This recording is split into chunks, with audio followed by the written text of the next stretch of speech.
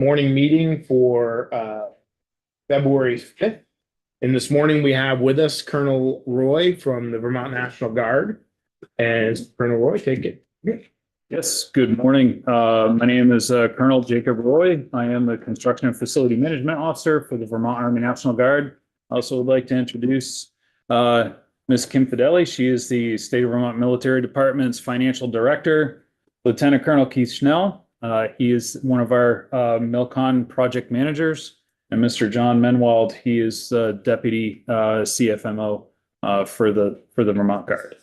So those are folks that have joined us today. So starting right off, if you flip into the first slide, before we actually get into the dollars and cents of the presentation, just kind of like to bring, because there are some new faces to the committee, some of our overall construction strategy that we are looking at. As you're aware, we have a lot of smaller armories that are across the state. There's actually 16 company size. That's anywhere from 100 to 150 personnel per armory. That's throughout the state, built anywhere from 1912 to 1972. Mostly, as we're looking at our current force structure, kind of across the board, we're down around the 10 company size by 2035. But a lot of the existing struggles that we have, a lot of the existing armories are significantly older. They're all historic, trying to do the current upgrades for energy efficiencies and heating and insulation and stuff. They just don't. We're struggling to get them to meet current code requirements and things of that. That is really the short pole in our tent. Many of them are smaller for the current Army force structure of today. By a significant lot. Each person, if you want to think about the amount of equipment and things that they have to carry, requires anywhere from an individual from 90 to 120 square feet just for storage of all the equipment, and then the equipment, the vehicles and things, all the equipment that comes with the vehicles. It's significantly larger than what we had when we originally built many of these in the Cold War era. So our strategy right now is to look at building out 4 super armories across the state of Vermont. One we're already hoping to break ground very soon up in the Northeast Kingdom in Linden. Our second one has been identified in the Franklin County region, and then we're looking in southern Vermont and central Vermont as well. Those are going to take some time because they are a much larger facility, large dollar figures, and we depend a lot on the federal government to supply the majority of those funds for those. And that budget, unfortunately, is dwindling. Current facilities that we're looking at divesting, as many of you probably already know, but the Winooski Armory that was discussed last year, that will be sold to the city of Winooski once the demolition is complete of that facility. And then, of course, Newport is going to be, once the new facility is built, the Newport Armory will go to the city of Newport. St. Albans and Swanton, once that facility is built in Franklin County, will replace those 2 facilities. As we're looking at it kind of going forward over the FY 26-27 time period, the dollar figures down there represent for FY 26, and we'll get into a little deeper, but the 2.6 million ask there is for our sustainment, modernization, repair capital budget, plus a state match required for our Franklin County Readiness Center. And then the 27, that looks just at the Milcon. Any questions on the overall strategy that we're looking for going forward? Okay. So flip into the next slide for the 5-year sustainment summary, focusing on 26 and 27. As you can see, we have a couple roof replacements that are coming up. A mezzanine going into Virgins Armory, which will add interior square footage for storage of equipment, lockers, things of that nature. A building at Cam Johnson, renovating heating systems and indoor finishes. And then electric vehicles charging stations is a Third option, as we're starting to get into more electric vehicles, we don't have the infrastructure currently to support that. So we're looking at building out more for there. And then going out through FY 27, our Williston Armory is going to get a much needed upgrade, bathroom renovations, interior renovations to bring it up to current standards for training, for our internal training, office spaces, electrical, things of that nature. And then looking in the out years, again, we're kind of going back through Bradford, Berlin, Vergennes, Westminster, some of these facilities that just require just the constant upgrades, heating systems, things of that nature. So the struggle that we are looking at, and I'm going to probably touch on this across the board, if you haven't heard from other agencies that deal with construction, is the inflation has absolutely devastated our ability to do things economically. And we are struggling with long lead time items, specifically when we're talking electrification, those types of parts, boiler systems, circulators, anything to do with heating, heat pumps. A lot of that stuff is taking a very long time to get. But it all comes at a cost as well. So just as a reference point, 2 years ago, we could build out something for anywhere between $400 and $500 a square foot. Now we're upwards of $700 or $800 a square foot. And that has gone up within the last several years. We are heavily looking at, again, roofs, boilers, electrical and heating upgrades. Electrification still is a huge component to that. As we look at in electrification, definitely in two parts. One is, are we building out resilient facilities that are able to sustain any like natural disasters? Can we self-sustain ourselves for a period of time off the grid? But also the second piece is being able to sustain the new loads seen with the adding of heat pumps and all types infrastructure. And Troy has a question. Yes, sir. Yeah, can I just have you spend a little bit of time on that one line item that has no federal match, heating systems and interior finishes? Yes, sir. So that building 19 is that project has actually been put off for several years, but that is it's a 1920s historic building at Camp Johnson. That project is part of a SHPO agreement for some of the other projects that identified as potentially having historic cultural impacts. But an agreement that we had reached with SHPO is that we would upgrade that facility to offset any of the potential impacts that we'd have on other culturally sensitive facilities.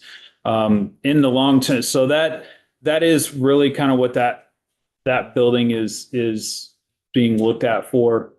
It is historically significantly at the Camp Johnson site. It's part of the historic district. If you look at the old Fort Ethan Allen, so that was a trade-off agreement between the National Guard and SHPO. What is SHPO? Yeah, State Historic Preservation Office. Laura, who was here?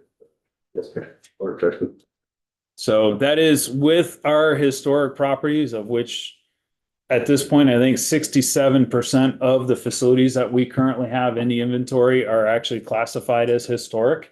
So we need to figure out how to offset any potential impacts to historic properties. So these are just some of the trade-offs that we have to look at. So just you had mentioned the Franklin County one, so it seems to be like that's what's going to be built first. So in the grand scheme of things, right now, the Linden Regional Readiness Center that we're hoping to break ground this year, this spring. The Swanton, the one that's currently slated for Swanton, the Franklin County, we're working with the National Guard Bureau and our congressional delegation to secure design funds to try to accelerate that project and Gotcha. move our strategic plan forward as fast as possible. Thank you, Joe. Where is the site located in Swanton? So that, do you remember the name of the road directly? Is it near? It's right, Is it near the right new off state exit garage? 20. It's actually where the new state garage is going. It's Right gonna be there. right next to it. Yes, It's like Bucky Road and 207. I believe so. Yeah, I think that's the name of the road. Yeah, Yeah. so much. Any other questions on the sustainment summary? Okay, so if you look at the 10-year military construction, so MILCON stands for military construction. That's what the Army, this is really kind of what we're looking at for Army infrastructure, new build out infrastructure. As you see, we've already, the Northwest Regional Readiness Center design, that's 1.3 million that we've identified. And that's rolled into the 2.6 total for FY 26.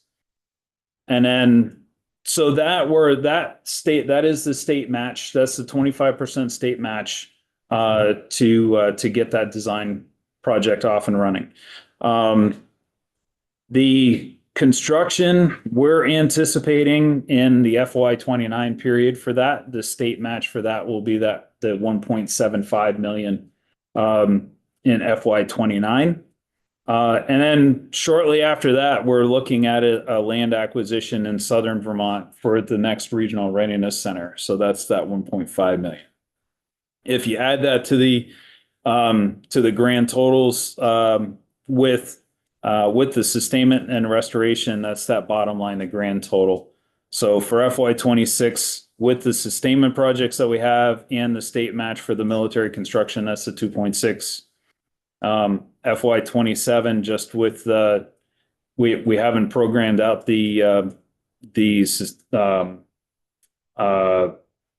MILCON part of it. Actually, we don't have a MILCON match for 27. The next MILCON match will actually be the FY 29. So again, I understand that's kind of a sticker shock when we're kind of looking at it, but as we look at the inflation, and this is our projected marks kind of going forward, the Swanton Readiness Center we're anticipating is going to be a $44 million build. Even though it's only going to be like a 35,000 square foot facility, maybe a little bit more. But that is our best estimate based on inflation at this point. The benefit to that is that hopefully that facility will last as long as the current St. Albans Armory, which is well over 100 years old. But the big emphasis on this is to try to get our soldiers out of these facilities that are 65 plus years old and into more modern facilities that are more apt to train them properly for the future of what we may anticipate for state and federal missions. The other key piece to this, which I know has been a question in the past, but the federal government is the last of the 100% federal funded programs is actually going to be the Linden build. They're not looking at doing any other more 100% federal build outs for readiness centers. So that's the driving factor on looking at the state match across the board. Are there any questions on the major military construction projects? Gina, sir, what do you first? Gina's first, yeah. As far as the central regional, that's just a land issue for where it's located right now, right? You can't do enough of an expansion there. No, that's correct. So with the current facilities that we have in central Vermont, there is not enough land to expand. Specifically looking at the Berlin Armory, for example. Yeah. We actually did one of the constraints that we have is we did look at doing an expansion, but the majority of the lot we come to find out is actually all wetland. And we couldn't expand into that. We're so close to the road and the adjacent landowners, there is no way to go either. Take down 802 Toyota. So But so that's why we're looking, anything that we're looking at now is everything in 40 plus acres or larger to absorb the footprint of equipment and soldiers plus the size of the buildings. The Berlin Armory is, if I recall correctly, like a 16,000, maybe a 20,000 square foot facility. So we're going double that size. Yeah, So if you double the size of the building footprint plus the size of the parking and the motor pool space, we're absorbing a fair amount of real estate. yeah. Kevin? Electric vehicle charging, is that one, or how many stations is that? How many vehicles could be charged? Yeah. So our initial concept is put in a 4 vehicle charging station at the Camp Johnson location.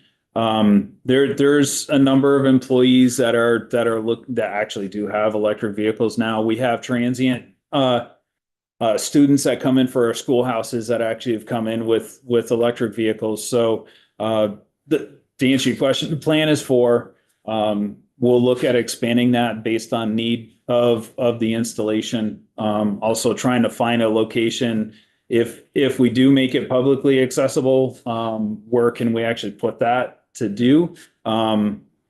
At this point in time, though, that the electric vehicle charging station is inside our fence line, so it won't be directly accessible for the public. But That's what I was, okay. yeah, And the other, you mentioned state and federal missions, you expect changes.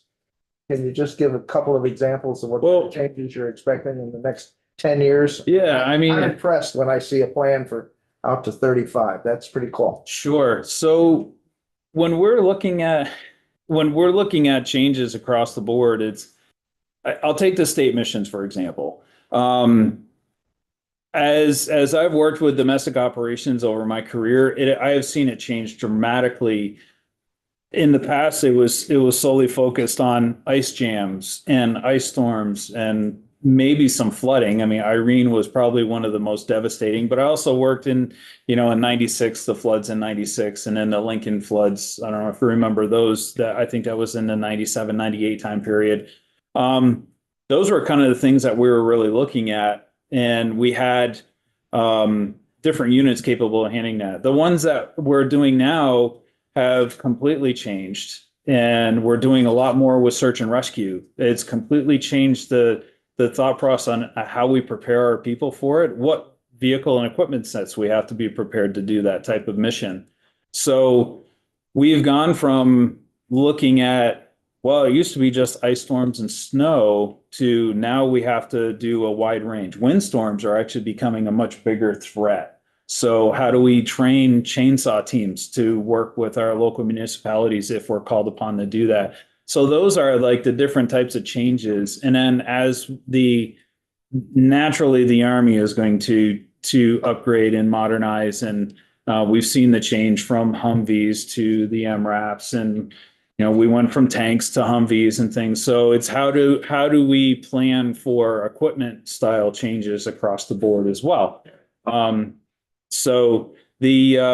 But even the Humvees themselves have modernized over a time period. They've gotten much heavier. When we've gone to the up armored variant, they come with all sorts of other toys and trinkets as well. Our vehicles have just gotten bigger and more capable. So being able to plan out for that type of stuff, and our vehicles are designed to meet our federal mission sets. So no matter where it is that we go and whatever we do. So that's what I mean by trying to plan for change ahead and stuff. So And Thank you. And then Mary? So where are you thinking in southern Vermont of acquiring land in 29? So we are, and you and I have talked about this before. We definitely, Unfortunately, Yeah. we have. So when you're hearing about a long-term plan, doesn't always yeah, play out. it does. Unfortunately, no, it does not play out. There's a lot of things can impact the plan as we move forward. My vision and my recommendations to the senior staff have always tried to maintain that footprint on the Route 7 corridor. We as part of the overall construction strategy, we try to make sure that we're staying next to major population areas, Bennington being one of the biggest in southern Vermont. So that is, we need to be next to our recruitable base.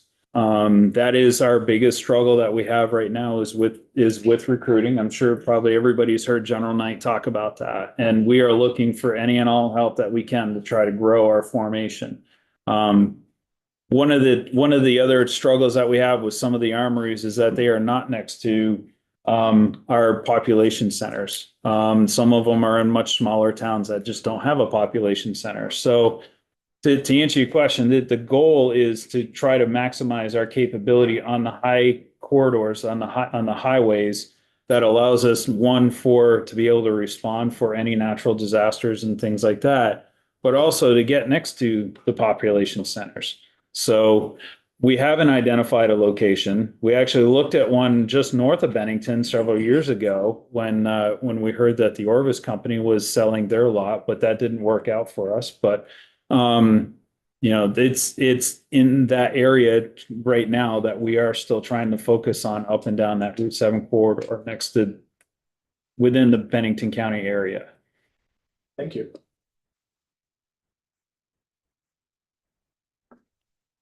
Okay, so any other questions on the military construction?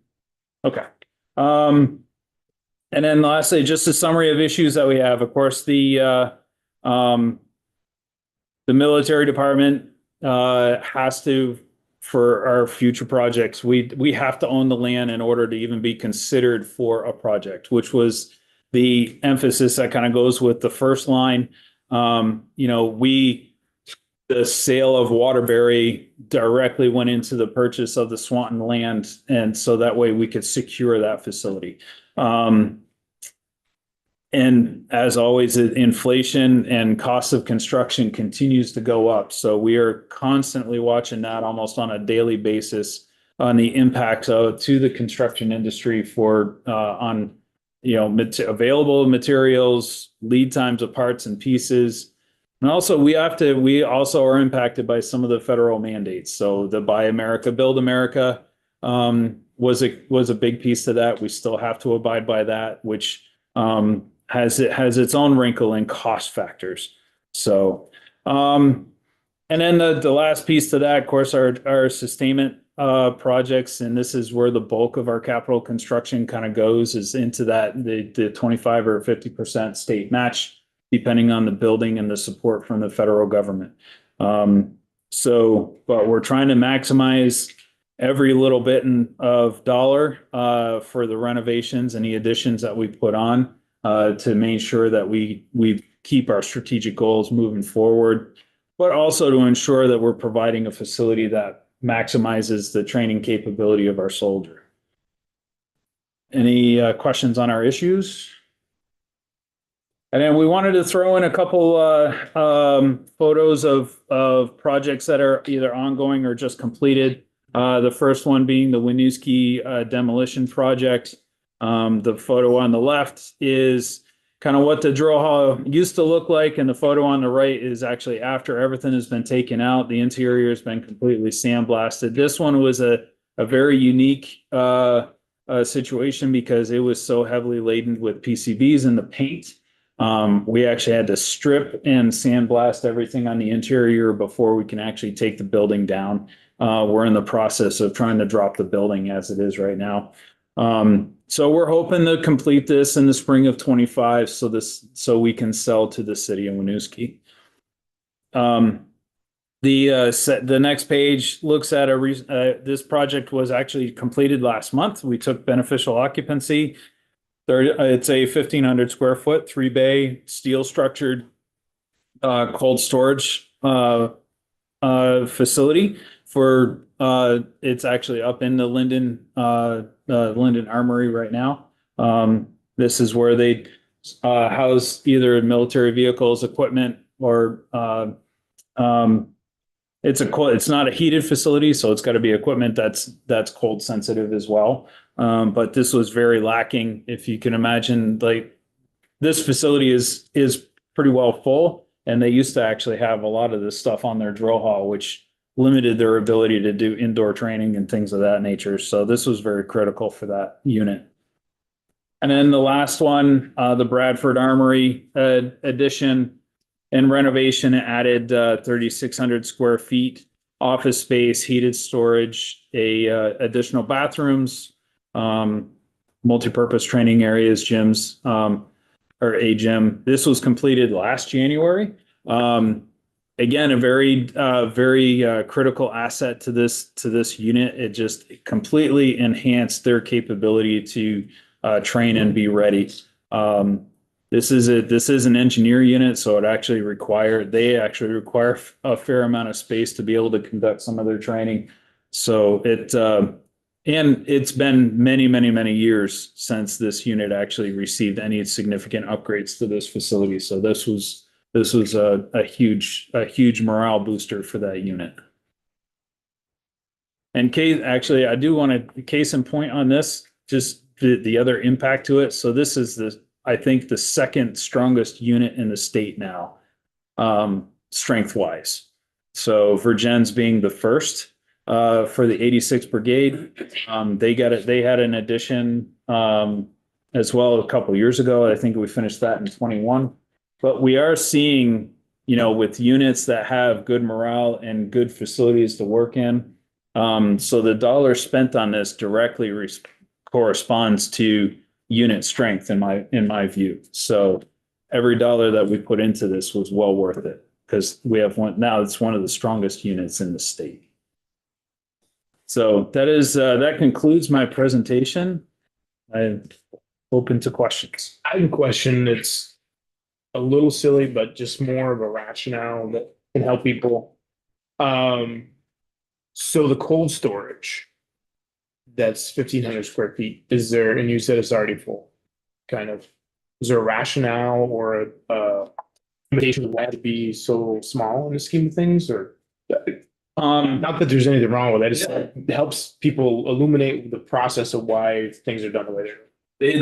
There's actually two pieces that kind of go along with that. And the first piece is authorizations. That the Army actually has an entire manual that details out what units are authorized for heated storage, unheated storage, locker rooms, drill halls, things of that nature. The Army does a really good job at identifying what everybody is authorized to have. So that is the first piece. So we built out to the maximum authorization that was allowed for the unit. The second piece to that, though, actually really comes down to cost. Some of the facilities that we're building out, we actually do have to slim down because they're too expensive to build. So that is the second major limiting factor to what we're looking Brian? This goes to the Winooski demolition. I've gotten used to over the last couple of years thinking about PCBs in schools. I haven't thought about them much in terms of the Army. I guess I'm curious, when did that become an issue and how much cost does it add to your demolition to take care of that? Ooh. So we started looking at PCBs several years ago. It actually was it was not something, and it actually still is not something that is, except for like schools, required to be tested for. Yeah. We leaned ahead based on findings from the St. Johnsbury facility several years ago, and the question my staff actually brought up, the question is, should we be looking for this? And we determined yes, we should. So we started sampling all the facilities in the state, and we found that there are actually certain paints that actually had PCBs in it. Winooski actually had the worst. We're also finding some in St. Albans. We've found a lot in the Bennington, the old historic Bennington Armory. So at that point, we started identifying, through the EPA standards, what is a limiting factor, what needs to be completely addressed, and then what is not even. Winooski being a prime example is what is the exceeding cost to either try to remediate or encapsulate? The reason why we decided to demo Winooski is because we had our rough estimates were anywhere between the $5 and $6 million threshold for encapsulating or trying to remediate that material. Yeah. The second piece that we actually found with Winooski is that the paint had been on the walls so long that the PCBs actually grew into the brick. So when you start sandblasting the brick, if you can imagine a brick wall being the load-bearing material, and now you're taking a half, 3/4 of an inch off the brick on a load-bearing wall, structurally it becomes unsound. So that's why we made the decision that that building just needed to come down. And presumably there will be more of those, right? We are looking at, so Bennington, we were actually able to encapsulate. That was several $1 million to encapsulate that building. St. Albans Armory, is going to be extravagantly more. We're trying to figure out where we want to go with that building and what needs to happen. But yes, so that one is. The remainder of the buildings across the state, though, everything that we currently have in the inventory is within margins or non-detectable. Thank you. Other questions? Just while we have you, Colonel, how are our folks doing over in Japan? It's we had a couple hundred go out a few weeks ago, right? Oh, with the Air National Guard. Yeah. Well, and that unfortunately, I'm not tracking because that's an Air Guard mission. Sure. So, I'm sure they're doing well, but that would actually be a great question for General Knight. I'm sure he would be great. He would be glad to answer that question. So Yeah, they're in Okinawa. Yeah. You trying to get him in trouble, the shop steward, or what? yeah. There you go. Yeah. General Harder and General Shevchak and General Knight, I'm sure it's that I will pass that question on to them and I'll have them. We're thinking of everybody. Yeah. Anybody else have any questions? Thank you so much for coming, Colonel. Yeah, thank you. Thank you very much. Enjoy the rest of your day. Thank you. You ready there, Tucker? What? You ready? Mr. Chair, would you like me to take the witness seat? Well, yes, I would. But you can mosey. It's okay to be early, right, Phil? or not? Representative Gregoire, I do have some information that I need to relate to several people in the room, so we can go off. it would be a bad idea to take a break and Okay. everybody just stay here for a minute. We will